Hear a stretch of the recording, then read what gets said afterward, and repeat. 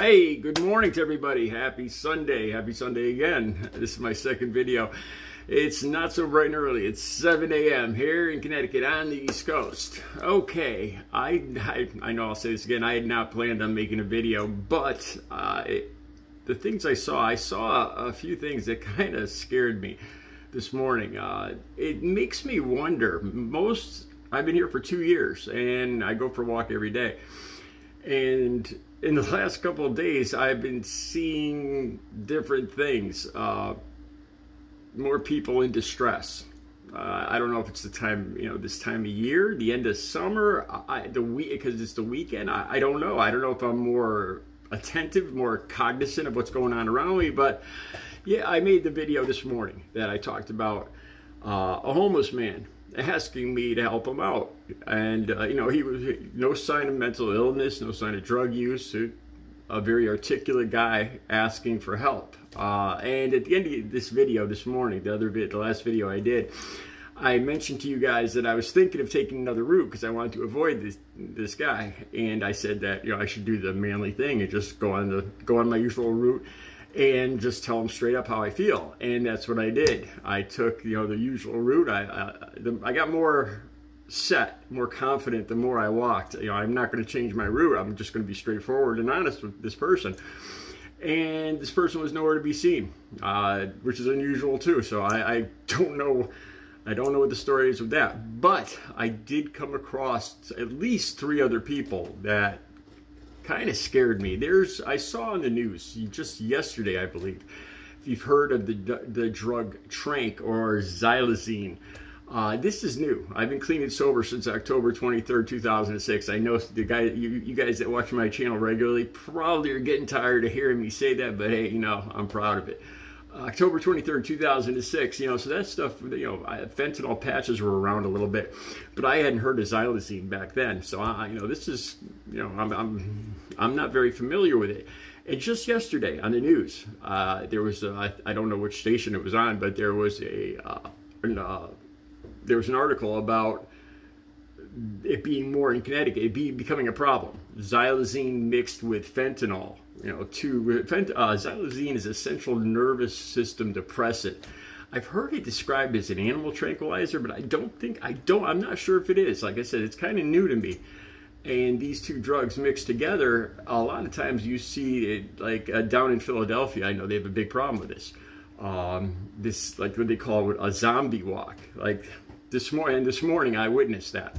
Back when I used to use heroin and morphine and all that stuff, I would nod out. I had all shirts would burn back because I used to smoke then too, and I had all shirts would burn holes in it and stuff like that. But I wouldn't nod out like this. So actually standing up. And I'll tell you what I saw. Let me tell you from the beginning what I saw this morning. I was just on the first part of my walk, and I was going by a new medical building, empty parking lot. And it was a big guy, probably in his 20s, and a t-shirt, not dress pants, but I think they were tan pants. He could have been going to work for all I knew, but he was looking at the ground at first. I thought he was looking for something he lost, but there was no car in the parking lot. And then all of a sudden he literally went, he was like this. He just went over and over until he was just, he would. And he stayed in that position. For the life of me, I don't know how he didn't tip over. And I just watched this guy for a while, and then he got up and he shook it off. And this is a totally empty parking lot. And I'm just watching, and the first instinct I had was to take my camera out, and film it for you guys. But then I thought about that, and that's not me, and that's not who I am. I don't want to exploit this kind of thing or this guy.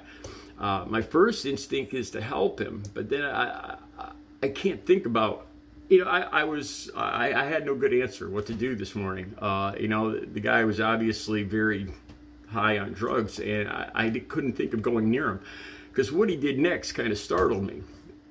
I kept walking further, and all of a sudden I looked back, and he must have ran across the parking lot because he was like about a football field away from where he just was nodding out in the middle of the parking lot. He must have ran. I think he would like wake up and then run somewhere and then nod out again. Like I said, his hands were touching the ground. That's how far over this guy.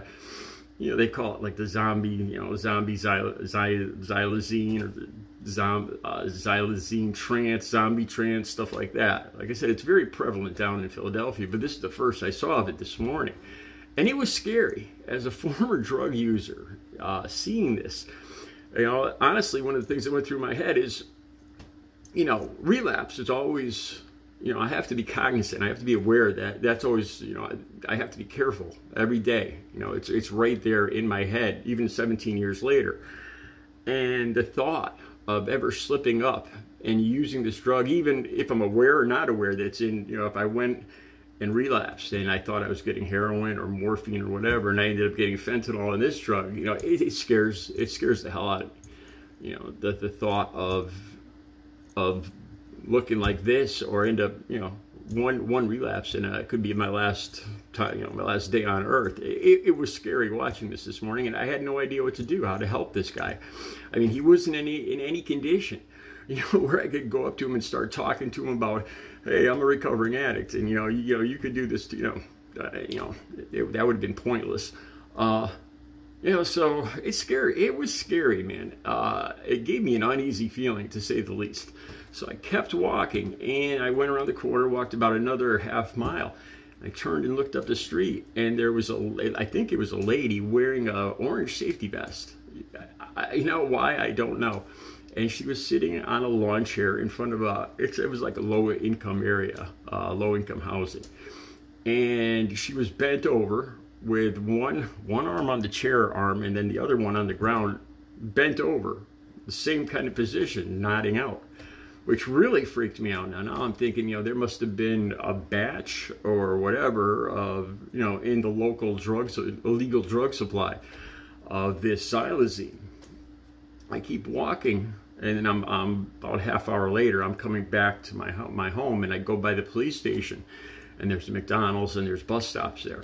And one police car is out in front of the bus stop, and they're trying to wake up somebody. I couldn't see very much what was going on, but it looked like somebody was unconscious, sitting on the seat in the bus stop. You know, and I don't know, but I'm guessing it could have been the same thing. You know, so I just wanted to share that with you guys. You know, as a recovering addict, I want to help. I want to do what I can. I feel like that's my purpose. The reason that I was spared, the reason that I'm still here, is to help other people.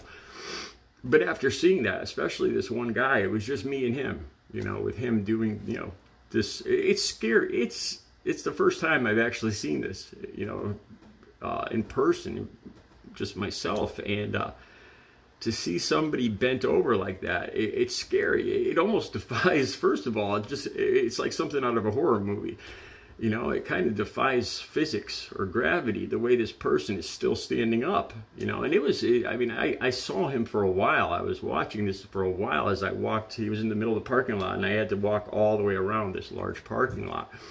So he was in my vision for a while. And like I said, he went through these phases where he would just, I don't know how he was still standing up. It's scary out there, and I thank God every day that I'm still clean and sober, and I wish I want to do as much as I can to help other people. But what I saw this morning, I don't even know where to start, to tell you the truth. I'll probably bring it up when I go to meetings and stuff with other people in recovery, to see what their thoughts are on it. I still see counselors, you know, here around the city that I used to go to, like at the methadone clinic.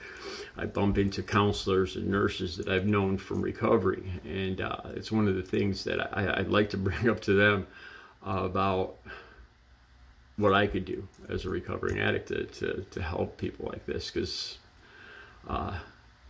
it's troubling to see. There'll be some links down below. It's about xylazine and this fentanyl and all this stuff. The links will be right down below. You guys have a good Sunday.